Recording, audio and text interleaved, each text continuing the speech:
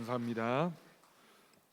오래전 미국을 비롯한 아메리카에 흑인 노예 제도가 있을 때 아프리카 땅에서 아시아 땅에서 참 많은 흑인들이 미국의 면화 농장으로 사탕수수 농장으로 고향을 등진 채 따라 잡혀와야만 했습니다. 또 생활하는 동안 얼마나 힘들고 어려웠겠습니까? 낯선 땅에서 언어도 다르고 문화도 다르고 또 자신들은 노예 처지이다 보니까 모든 것이 제한되었을 겁니다. 일주일 내내 노예 생활을 하다가 주일이 되면 백인 주인과 함께 예배당에 갑니다. 예배를 드리기 위해서 간 것이 아니라 백인들이 예배 드리러 가는 자리에 마차도 몰고 또 시중 들기 위해서 따라갔던 거죠. 백인들은 안에 들어가서 예배를 드리고 노예 흑인들은 밖에서 옹기종기 앉아서 자기들끼리 살아왔던 얘기도 나누고 또 서로 위로하면서 시간을 보냈을 겁니다. 그러다가 이제 시간이 지나서 영어도 알게 되고 문화도 알게 되면서 도대체 저 백인 주인들은 저 안에 들어가서 뭘 할까? 안에서 들려오는 소리에 귀를 기울이다가 설교 말씀도 듣고 찬양도 듣고 또 백인들이 예배드리고 있는 저 예배당에서 예수님이라는 얘기도 복음이라는 얘기도 예수님이 나를 위해서 십자가를 지셨다라는 얘기도 들으면서 우리에게도 저런 예수님이 있었으면 좋겠다. 우리도 구원받을 수 있을까? 우리도 예수님이 사랑하시는 그런 사람인가? 라는 질문을 했을 겁니다. 그러다가 어느새 그들의 마음속에도 예수님을 믿는 믿음이 생겨나게 되고 그러다가 이제 점점 사회가 변하면서 흑인들도 노예에서 해방이 되고 또 자유롭게 생활할 수 있고 예배도 드릴 수 있게 됐습니다. 그랬을 때 그들이 가지고 있었던 아프리카 땅에서 아시아 땅에서 가져온 풍부한 영성이나 또 멜로디 또는 그런 마음을 담아서 생겨나게 된 음악이 흑인 연가입니다. 오늘 우리 더사랑 중창단에서 부른 아름다운 찬양 멜로디도 또 많은 풍부한 영성도 훌륭하지만 가사에 담겨져 있는 신자 되기 원합니다. 나도 예수 믿기를 원합니다. 라고 고백하면서 예수님을 영접했던 그 흑인들, 그 노예들의 마음이 오늘 이 예배를 드리고 있는 우리 모두의 마음이었으면 좋겠습니다. 기도하겠습니다. 하나님 아버지 감사합니다. 오늘 더사랑 중창단 아름다운 찬양으로 하나님 앞에 영광 올려드렸습니다. 하나님 우리의 심령이 우리의 입술을 통하여 고백되어지는 곡조 있는 기도 찬양이 하나님께는 영광이 되고 우리 모두에게는 감동이 되는 이 찬양을 부르는 아름다운 입술 우리 더사랑 중창단이 더 귀하게 쓰임받고 더 아름다운 찬양을 통하여 하나님과 또한 우리 성도들에게 은혜를 끼치는 귀한 찬양단 중창단이 되게 주님 역사하여 주옵소서. 우리 주 예수님의 이름으로 기도드립니다. 아멘. 할렐루야. 여러분 그 나무를 좋아하십니까? 꽃을 좋아하십니까?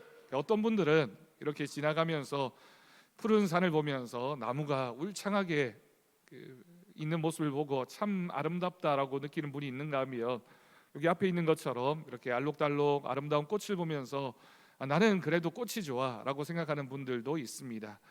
나무를 좋아하든 꽃을 좋아하든 나무나 꽃이 있는 이유는 사실 열매 때문이겠죠. 성경에 우리가 찬양 예배를 통해서 여러 나무들을 함께 말씀을 통해서 나누고 있는데 오늘은 무화과 나무입니다. 이 무화과 나무는 사실 꽃이 없는 나무라고 해서 열매가 바로 맺히는 나무라고 해서 무화과 나무라는 이름이 붙여졌습니다. 오늘 우리는 복음서에 매우 독특하고 긴장감이 넘치는 한 장면의 이야기를 우리가 오늘 본문 말씀으로 읽었습니다. 예수님께서 길을 가시다가 무화과 나무를 만나셨고 그 무화과 나무를 저주하신 사건입니다. 여러분 그렇게 생각할 수 있겠죠. 인류의 구원자로 오시고 또 우리 예수님이 얼마나 온유하신 분이신데 왜 한낱 나무에게 이토록 화를 내시면서 엄중한 심판을 선포하셨을까? 예수님이 왜 이렇게 무화과 나무를 향해서 저주와 분노하셨을까라는 질문을 하게 됩니다. 사실은 이 장면은 굉장히 난해한 구절이기도 합니다. 언뜻 이해하기 어려운 이 장면에서 사실은 우리의 신앙 자체가 어떠해야 하는지를 꿰뚫어 볼 수 있는 중요한 말씀의 의미가 담겨져 있습니다. 그럼 우리가 흔히 겉모습이 훌륭하면 속도 알찰 것이라고 기대합니다. 그래서 이왕이면 다홍치마라고 하죠. 이왕이면 예뻐야지, 아름다워야지, 겉으로 보기에 훌륭해야지, 그래야지 좋은 것 아니냐라는 생각을 하게 되죠. 오늘날에는 더더욱 그런 것 같습니다. 패션이라든지 디자인이라든지 이런 것들이 얼마나 중요하고 가치가 있다라고 여겨지는 시대인지 모릅니다. 화려한 포장지를 보면 그 안에 있는 선물도 대단한 것일 거야 라고 생각하지만, 그럼 때때로 포장지는 굉장히 훌륭했는데 뜯어보니까 기대했던 것만큼 그 속에 담겨져 있는 물건이 시원찮으면 더 실망하는 경우도 생겨나게 됩니다. 과자 한 봉지를 샀는데 분명히 내가 과자를 샀을 때는 이렇게 빵빵하게 큰 과자 봉지 안에 얼마나 많이 들었을까라는 생각으로 샀는데, 뜯어보니까 피식하고 바람이 빠져나가면서 그 안에 몇 개 들어있지 않은 과자를 보면서 야, 이거 뭐야? 라는 생각이 드는 경우도 있습니다. 오늘날의 세상은 참 보여지는 것에 더 집중하고 보여지는 것이 중요하다라고 생각하는 그런 시대입니다. 잘 꾸며진 SNS에 나와 있는 사진들을 보면 부럽기도 하고 참 맛있어 보이는 그런 사진들을 볼 때가 있습니다. 이력서 하나를 보더라도 요즘 이력서가 얼마나 잘 꾸며졌는지, 야, 이력서만 보고서는 저 사람이 얼마나 훌륭한 사람인지 아니면 그렇지 않은지 알아내기가 어려운 경우도 있습니다. 번듯한 외모도 우리의 마음을 홀리곤 합니다. 여러분, 겉으로는 참 훌륭해 보이고 그럴듯해 보이지만 그 삶의 깊은 내면을 들여다보면 공허함과 갈등으로 가득한 경우를 우리가 얼마나 자주 목격합니까? TV에 나오는 연예인들, 가수들, 대중 스타들을 보면서 참 훌륭하다라고 생각하고 참 멋있다라고 생각하지만 실제로 그들의 민낯이 드러나게 되었을 때 실망하는 경우도 얼마나 많은지 모릅니다. 여러분, 세상만 그런 게 아니라 신앙의 세계도 예외가 아닌 것 같습니다. 겉으로는 영적으로 건강해 보이지만, 겉으로 보기에는 참 건강한 신앙인인 것 같지만 영적 메마름으로 속이 신음하는 영혼이 얼마나 많습니까? 누구보다 바쁘게 사역에 임하는 것처럼 보여지고 많은 사역의 열매가 있는 것처럼 보여지지만 정작 하나님과의 깊은 교제는 끊겨버린 채 열매 없이 살아가는 사람들도 많이 있습니다. 오늘 본문에서 예수님이 마주하신 무화과 나무가 바로 그런 나무였습니다. 잎은 멀리서 보아도 눈에 띌 만큼 무성한 나무였습니다. 그렇기 때문에 기대했겠죠. 저만큼 잎이 무성하다면 얼마나 많은 열매를 맺었을까. 하지만 그 안에는 생명의 목적, 실체라고 할 수 있는 열매가 단 하나도 없었습니다. 그러나 우리가 오늘 말씀에 기록되어진 이 사건의 본질을 깨닫기 위해서는 먼저 성경이 기록되어진 이 시대의 이스라엘에서 무화과 나무가 어떤 의미를 지녔는지 살펴볼 필요가 있습니다. 무화과 나무는 사실 이스라엘을 상징하는 대표적인 나무입니다. 포도나무, 감람나무와 함께 성경에 기록되어진 나무 중에 하나님의 축복, 이스라엘 민족 전체를 상징적으로 표현할 때 이 나무다라고 할 만큼 굉장히 중요한 나무입니다. 여러분, 구약 성경 미가서 4장 4절을 보면 이렇게 기록되어져 있습니다. 각 사람이 자기 포도나무 아래와 자기 무화과 나무 아래에 앉을 것이다 라고 기록했습니다. 여러분, 여기 자기 포도나무, 자기 무화과 나무라고 하는 것은 평화와 번영의 상징으로서의 나무, 그래서 무화과 나무는 민족 전체의 흥망을 상징적으로 표현하고 그 가정이 얼마나 훌륭한 가문인지를 드러낼 때 무화과 나무가 표현되어졌습니다. 그러므로 무화과 나무가 병들거나 열매를 맺지 못한다는 것은 이스라엘의 영적인 상태가 위기에 처했음을 온몸으로 보여주는 표징이었습니다. 그래서 예언자들이 포도나무, 무화과나무, 감람나무를 언급하면서 시들어 있거나 열매가 없는 상태를 바라보며 책망하고 또한 비판하는 그런 말씀들은 이스라엘의 영적인 상태를 드러내는 그런 표현들이었다라고 볼 수 있습니다. 예전에는 교회마다 이런 무화과 나무가 심겨진 교회들이 참 많이 있었습니다. 교회 마당에 무화과 나무를 보면서 또 거기에 열매가 맺히게 되면 아이들이 가서 따먹기도 하고, 아, 이게 무화과 나무구나라는 그런 나무들을 많이 보았죠. 그런데 이 무화과 나무의 가장 중요한 생물학적 특징이 있습니다. 그건 잎이 돋아날 때 열매도 함께 맺히기 시작한다라고 하는 사실입니다. 여러분, 나무가 참 여러 종류가 있는데요, 무화과 나무의 특별함은 잎이 나면서 동시에 열매도 맺기 시작합니다. 사진을 보여드리겠습니다. 그럼 첫 번째 사진은 이른봄 잎사귀와 함께 열리는 작고 딱딱한 첫 열매입니다. 무화과 나무인데요, 잎도 보이고 열매처럼 보이는 작은 열매가 사진에 보입니다. 이걸 히브리어로 파구라고 부릅니다. 파구라고 불리는 아주 작아 보이는 이 무화과 나무의 열매, 정식 수확기의 열매보다 맛은 덜하지만 배고픈 나그네나 또는 굶주리고 있는 그런 사람들에게는 이 열매라도 얻으려고, 이 열매라도 먹어서 시장을 면하려고 했던 그런 나무가 바로 파구라고 불려지는 무화과 나무의 열매였습니다. 두 번째 사진을 보여드립니다. 여름에 본격적으로 익는 달콤한 정식 열매, 우리가 무화과 나무라고 하면, 무화과 열매라고 하면 보통 이 열매를 가리키는데 히브리어로는 타나라고 불리는 무화과 나무 열매입니다.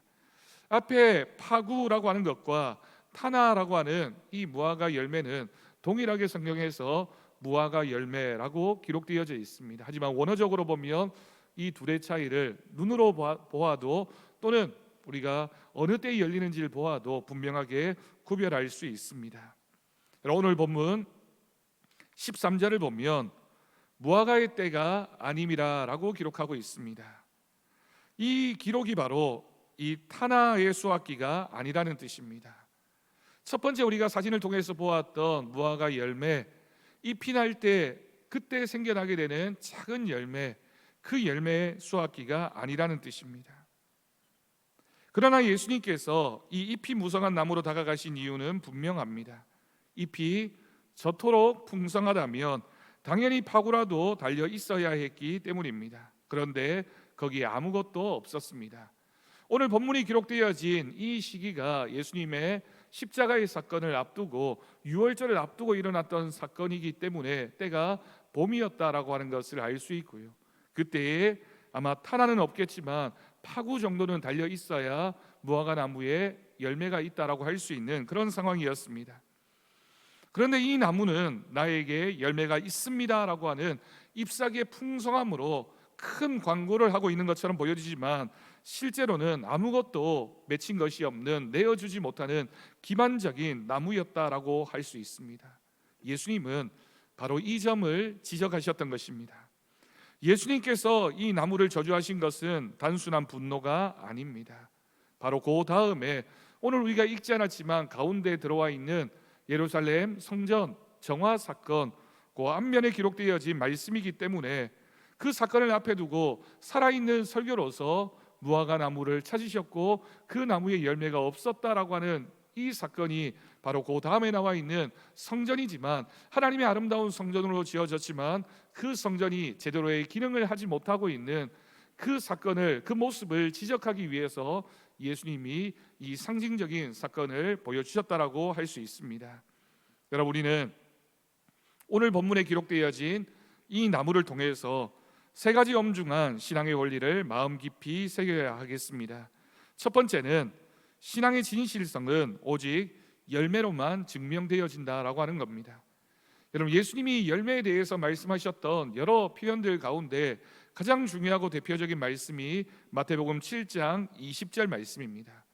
마태복음 7장 20절 말씀을 보면 이러므로 그들의 열매로 그들을 알리라라고 말씀하셨습니다. 저 사람이 누구인지, 저 나무가 어떤 나무인지, 저 가정이 어떤 가정인지를 보여주는 것, 증명해내는 것이 바로 열매입니다. 잎이 무성하다고 해서, 꽃이 아름답다라고 해서 그 나무가, 그 가정이, 그 교회가 훌륭한 것이 아니라 열매가 얼마만큼 잘 맺혔느냐, 열매를 맺는 가정이냐 교회냐 성도이냐에 따라서 그 결과가 드러나게 되는 것입니다. 무화과 나무의 정체성은 잎사귀가 얼마나 크냐 또는 얼마나 짙은 빛깔을 내고 있느냐에 달려있지 않습니다. 무화과 열매를 맺느냐 맺지 못하느냐에 달려 있습니다. 여러분, 분명합니다. 우리의 신앙도 마찬가지입니다. 우리가 얼마나 교회를 오래 다녔는가, 어떤 직분을 맡고 있는가, 얼마나 많은 신학적인 지식을 쌓았는가? 여러분, 이것들은 모두 잎사귀입니다. 하나님은 그 잎사귀를 목적으로 해서 우리를 이곳에 부르신 것이 아니라는 것이죠. 근데 여러분, 얼마나 많은 사람들이 그 잎사귀를 뽐내면서 내 신앙이 대단하다고, 내가 대단한 사람이라고 자랑하고 있는지 모릅니다. 물론 잎사귀도 훌륭해야 되겠죠. 잎사귀가 잘 그렇게 보여져야지만, 또 있어야지만 많은 열매를 맺는 데 중요한 기초가 될 겁니다. 하지만 잎사귀가 아무리 훌륭하다 하더라도 열매를 맺지 못하는 나무 잎사귀라면 아무런 의미가 없는 것입니다. 하나님이 찾으시는 것이 무엇일까요? 우리가 얼마나 좋은 잎사귀를 맺었느냐, 얼마나 많은 잎사귀를 가지고 있느냐가 아니라 하나님께서 찾으시는 것은 성령의 열매입니다. 사랑과 희락과 화평과 오래 참음과 자비와 양성과 충성과 온유와 절제의 열매. 그리스도인이라면 마땅히 우리의 삶에서 이 9가지 성령의 열매들이 맺혀야 합니다. 그런데 이 9가지 성령의 열매들이 가지는 공통점이 있습니다. 성품입니다. 성품은 내 안에 있는 것이지만 내 안에 있는 그것이 다른 사람들에게 표현되어질 때는 열매로, 그 사람들과의 관계로 표현되어집니다. 내가 맺는 열매이지만 나의 만족을 위해서 맺는 열매가 아니라 나를 통하여 다른 사람들에게 그리스도의 열매를 드러내는 것, 그리스도인이 어떤 사람인지를 보여주는 것이 성령의 9가지 열매입니다. 사랑, 희락, 화평, 오래 참음, 자비, 양성, 충성, 온유, 절제. 모두가 내가 맺는 열매이고 내 안에 있는 것이지만 결국 다른 사람을 유익하게 하기 위해서, 다른 사람들과 아름다운 관계를 맺기 위해서 필요한 열매가 바로 성령의 9가지 열매입니다. 그러면 여러분, 우리가 예수님을 오래 믿었다, 그래서 하나님의 은혜로 좋은 직분을 받았다, 그리고 우리가 교회에서 이렇게 훌륭한 사역들을 감당하고 있다라고 한다면 우리의 실제적인 삶의 변화가 있어야 하고, 그 삶의 실제적인 변화가 있을 때 하나님은 그것을 우리에게서 찾으시는 열매라고 말씀하십니다. 여러분, 잎사귀는 우리를 그리스도인처럼 보이게 만들 수 있습니다. 그런데 그리스도인처럼 보여지는 것과 우리가 정말 그리스도인으로 증명되어지는 것은 잎사귀에 있지 않고 열매에 있다라는 사실을 여러분 기억하십시오. 오늘 우리에게는 어떤 열매가 있습니까? 조금 전에 제가 거듭해서 말씀드렸던 것처럼 성령의 9가지 열매가 맺혀져 있어서 누군가가 우리를 찾아왔을 때 그 열매를 수확하면서 참 훌륭한 나무다, 내가 이 나무를 통해서 이런 좋은 열매를 얻었구나라고 만족할 수 있는, 다른 사람에게 기쁨이 될 수 있는 그런 열매를 많이 맺는 우리 성도들이 되기를 축복합니다. 두 번째로, 하나님은 오늘의 응답을 원하십니다. 물론 이 무화과 나무가 예수님과의 이 사건에서 변명할 수 있었을 것입니다. 주님, 제 수확기는 지금이 아니라 여름입니다. 조금만 기다려 주십시오. 그러나 예수님은 지금 이 순간 시장하셨고 지금 열매를 찾으셨습니다. 조금 전에 말씀드렸던 것처럼 잎이 나타날 때 생겨지는 이 무화과 나무의 열매가 작은 열매이지만 있어야지만 여름이 되어서 풍성한 열매를 맺을 수가 있는 겁니다. 지금 없는 열매를 가진 나무라면 나중에도 열매가 맺힐 수가 없습니다. 왜냐하면 이 작은 열매가 자라서 크게 우리가 탐스럽게 여기는 그 열매가 생겨나기 때문입니다. 우리는 종종 신앙의 헌신을 미래의 영역으로 미루곤 합니다. 지금은 취업 준비로 바쁘니까 취직하면 그때 봉사하겠습니다. 자녀들 다 키워놓고 여유가 생기면 그때부터 기도 생활을 하겠습니다. 지금은 바쁘니까, 분주하니까, 지금 여러 가지 중요한 일들이 있으니까 라고 하는 이 표현 속에는 우리가 감당해야 될 하나님 앞에서의 열매보다 우리가 세상에서 보여지는 것들이 더 중요하다라고 생각하는 솔직한 우리들의 민낯이 있습니다. 그러나 여러분, 하나님은 언젠가의 가능성이 아니라 오늘 지금 내 삶에서의 피어나는 순종의 열매를 원하십니다. 그 열매가 작아 보일 수 있습니다. 왜냐하면 고난 중에서 드리는 감사, 바쁜 중에서도 지켜내는 예배, 부족한 중에서도 기꺼이 내어놓는 손길은 작아 보일 수 있습니다. 왜냐하면 풍요하지 않기 때문에, 내가 지금은 온전한 열매를 다 맺을 수 없는 시기이기 때문에 작아 보이는 열매일 수 있지만 하나님은 그 열매를 보십니다. 그 열매가 바로 예수님이 찾고 계시는 오늘의 무화과입니다. 사랑하는 성도 여러분, 오늘 내가 맺고 있는 열매가 있습니까? 크고 거창한 열매가 아니더라도 그래도 하나님 앞에서 내가 잎을 내었기 때문에 맺어야 할 그 열매, 작은 열매를 맺고 있을 때 그 열매를 하나님은 보시고 칭찬해 주실 것입니다. 언젠가 맺겠다라고 하는 열매가 아니라 바로 오늘 지금 이 자리에서 맺어야 할 열매를 우리 모두가 맺기를 축복합니다. 여러분, 세 번째로 잎만 무성한 신앙의 위험을 우리는 경계해야 됩니다. 여러분, 이 나무의 비극은 잎이 아예 없었던 것이 아닙니다. 열매보다 잎이 먼저 그리고 훨씬 더 무성했다는 데 있습니다. 여러분, 이 말씀은 앞뒤 말씀을 우리가 살펴보면 하나님께서 이스라엘의 종교적인 지도자들, 그 지도층이 보여주고 있었던 외식의 위험을 상징적으로 보여주고 있습니다. 여러분, 우리가 오전에도 함께 나누었던 것처럼 외식이라고 하는 것이 무엇입니까? 다른 사람들이 보기에는 그럴듯해 보이지만 그 안에 아무것도 없을 때, 그것에 하나님의 영광이 드러나지 않을 때 사람들의 인정은 받지만 하나님이 인정해 주지 않는 삶이 바로 외식적인 삶입니다. 잎은 무성해서 많은 사람들이 저런 나무라면 훌륭한 열매가 많을 거야 라고 생각했지만 하나님이 가까이 찾아오셨을 때 열매가 없으면 그것이 바로 외식입니다. 오늘 본문 15절 이후에 우리가 읽지 않았지만 그 다음 말씀이 성전 정화의 사건이라고 말씀드렸습니다. 당시 예루살렘 성전에는 재물을 사고 파는 소리와 환정상들의 소란으로 가득했습니다. 많은 사람들이 몰려들었고 그곳에서 하나님 앞에 예배드리기 위해서 좋은 재물을 고르는 사람들이 있었고, 하나님 앞에 성전세를 바치기 위해서 환전하는 사람들이 많이 몰려들었고 웅성웅성대고 소리가 컸으니 얼마나 종교적인 열기가 넘쳐나는 그런 모습으로 보였겠습니까?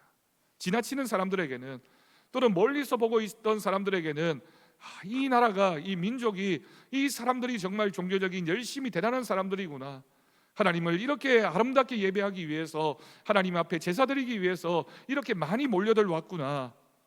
종교적으로 본다면 잎이 무성한 상태였습니다. 네, 여러분, 거기에 뭐가 없었다고요? 예수님이 그 사람들을 향하여 외치셨던 말씀, 내 집은 만민이 기도하는 집이라고 말씀하셨습니다. 그러면 그곳에 뭐가 없었던 겁니까? 기도가 없었습니다. 하나님을 향한 경외가 없었습니다.